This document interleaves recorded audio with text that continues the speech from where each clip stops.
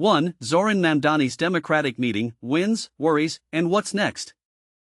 2. Why NYC's biggest healthcare union switched from Cuomo to Mamdani?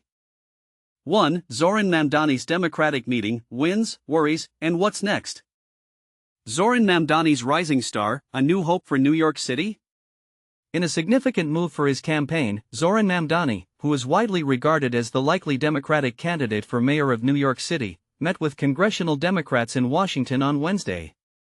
This meeting is part of his ongoing efforts to connect with members of New York's congressional delegation, many of whom have yet to publicly declare their support for him. However, some members of Congress have expressed reservations regarding his progressive policy proposals. They have also noted his reluctance to criticize the pro-Palestinian slogan "Globalize the intifada." It's important to clarify that Mamdani himself has not used this phrase and has instead focused on policies aimed at combating anti-Semitism. After a breakfast meeting organized by his ally, Representative Alexandria Ocasio-Cortez, at a restaurant in Washington, most attendees chose not to reveal the specifics of their discussions. Nonetheless, Representative Luz Rivas from California mentioned that the meeting was centered around strategizing following Mamdani's impressive primary victory. Additionally, Representative Lateefah Simon, also from California and a Muslim member of Congress, shared with ABC News that the focus was on the skills Mamdani could offer and insights into his background. Simon described the gathering as a Skillshare, where Mamdani discussed how his experiences as an organizer and a local elected official, along with his identity as a young Muslim man raised in a diverse city, have shaped his perspective. "I was not only inspired by it, but I also learned a lot," she remarked. When asked if she believes Mamdani appeals to moderate voters, Simon confidently stated, "Listen, he's winning," commending his ability to connect with individuals from various racial and cultural backgrounds.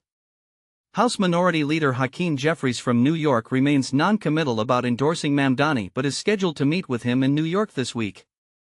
Ocasio-Cortez reassured reporters that those who attended the meeting did so with good intentions, even if they were not entirely convinced by Mamdani's platform. In response to skeptics, including members of the New York delegation who have yet to endorse him, Ocasio-Cortez encouraged them to get to know Mamdani personally. "This is not about having any kind of hard line. I think that, if anybody is skeptical, I would say, get to know him.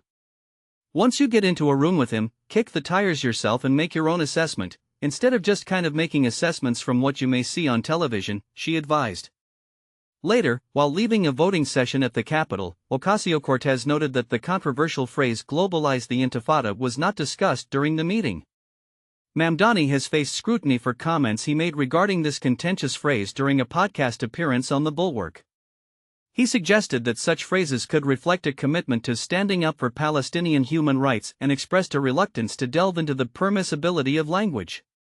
He has stressed the importance of listening to and understanding various perspectives on the phrase, which some interpret as a call for a non-violent uprising by Palestinians against Israeli control, while others view it as inciting violence against Israelis and/or Jews. Notably, Mamdani has refrained from using the phrase himself. Additionally, he has highlighted his commitment to policies that protect Jewish communities and combat anti-Semitism in New York. In a more contentious political landscape, former President Donald Trump has labeled Mamdani a 100% communist lunatic and a nutjob, while other Republicans have used his candidacy to portray Democrats as radical socialists who are out of touch with mainstream America. When asked if she believes the Democratic Party is shifting towards socialism, Representative Debbie Dingell responded, "It's a question by the media to try to stigmatize the Democratic Party. Every member of Congress runs in a district that is unique, and we all can learn from each other." Dingell praised Mamdani as bright and commended his campaigning efforts. "Donald Trump and he both get out and they talk to people, and they listen to people, and they understand how people feel. And he's using social media the way that Donald Trump has," she noted. "You know what?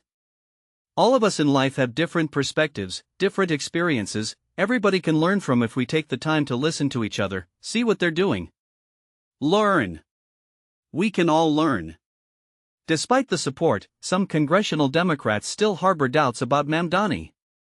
Representative Tom Suozzi, whose district includes parts of Queens, expressed his concerns about how Mamdani's policy proposals might lead to increased taxes and stated that he has not yet decided whether to endorse a candidate in the upcoming mayoral election. When asked if he considered attending the breakfast hosted by Ocasio-Cortez, Suozzi replied, "I have other things on my calendar." This meeting took place just 2 days after former New York Governor Andrew Cuomo, who conceded in the Democratic primary, announced his intention to run as an independent candidate for mayor. Mamdani will also be competing against incumbent Mayor Eric Adams, who is running as an independent, as well as Republican candidate Curtis Sliwa and independent candidate Jim Walden. Following the breakfast organized by Ocasio-Cortez, Mamdani headed to Capitol Hill for a meeting with Senator Bernie Sanders, an independent from Vermont and a fellow Democratic socialist who endorsed Mamdani during the primary. As he prepared to catch a train back to New York, Mamdani spoke to reporters about the positive outcomes of both his meeting with the Democrats and his discussion with Sanders. He mentioned that they talked about ways to unite the party. When asked if he is winning over skeptical House Democrats, Mamdani replied, "I think that we are continuing to grow our coalition." Sanders added, "I think the issues that he's campaigning on, the need to create a city that is affordable for working-class people, is exactly what has to happen in New York." What do you think? Is Mamdani's approach resonating with the broader Democratic base, or are there underlying issues that could hinder his campaign? Share your thoughts in the comments below. ***. 2. Why NYC's biggest healthcare union switched from Cuomo to Mamdani. It's not every day you see a political endorsement turn the city's political tides, but that's exactly what's happening right now in New York. New York City's largest healthcare union, 1199 SEIU United Healthcare Workers East, has made headlines by shifting its support from former Governor Andrew Cuomo to progressive Democratic mayoral contender Zohran Mamdani. Even more surprising? This comes just as Cuomo, refusing to bow out, launched his mayoral campaign anew despite losing the primary. But here's where it gets controversial. Why is this such a big deal? The union, representing roughly 200,000 healthcare workers in the city, is known for its influence in shaping the local labor and healthcare landscape. Their executive council made the decision to back Mamdani, whose platform focuses on making New York more affordable for everyday residents. This choice by the union marks a dramatic reversal, since Cuomo and 1199 have a long, intertwined history in Albany's political circles, especially around health policy, a fact Cuomo had leaned on heavily as his campaign's edge, touting his extensive government experience. And this is the part most people miss: endorsements from organizations like 1199 SEIU aren't just symbolic. Labor union endorsements often come bundled with powerful grassroots organizing, think canvassing, phone banks, and an energized block of union members who can work as a formidable campaign machine. When major unions switch sides, it sends shockwaves through the city's political establishment, signaling both momentum and viability for the candidate they back. But 1199 isn't the only union to reconsider their endorsement. After Mamdani's primary win, several other heavyweight unions jumped ship from Cuomo, including the Hotel and Gaming Trades Council and Local 32BJ of the Service Employees International Union. In the same wave, Mamdani also secured support from DC 37, the largest union of city employees, and the New York State Nurses Association. Interestingly, the United Federation of Teachers initially declined to endorse either candidate due to internal divisions, as their members were fiercely split between Cuomo and Mamdani. Eventually, however, even the teachers' union moved to support Mamdani. The plot thickens when you look inside 1199 itself. Their decision to back Mamdani coincided with their own internal shakeup, a regime change triggered by Yvonne Armstrong's unexpected victory over longtime President George Gresham, who had been a Cuomo advocate.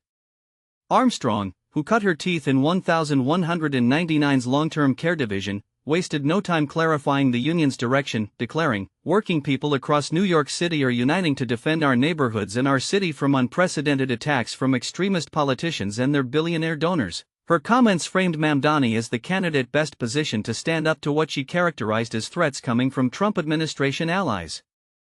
Not to be outdone, Mamdani celebrated the endorsement, saying 1199's frontline workers, those serving New Yorkers in nursing homes, hospitals, and home care, represent the very best the city has to offer. Cuomo's campaign team, for their part, did not immediately respond to requests for comment. But here's a question that's bound to stir debate: can a wave of union endorsements truly override the political cachet of a veteran like Cuomo? Or does this signal a deeper shift in NYC's political landscape, where progressive momentum and grassroots organizing trump old-school political connections? What do you think? Are these endorsements game changers or just political theater? Does this union backing signal a new era for New York politics, or do Cuomo's loyalists still have a path to upset? Sound off in the comments and let us know where you stand. This is just the beginning of a conversation New York can't afford to ignore.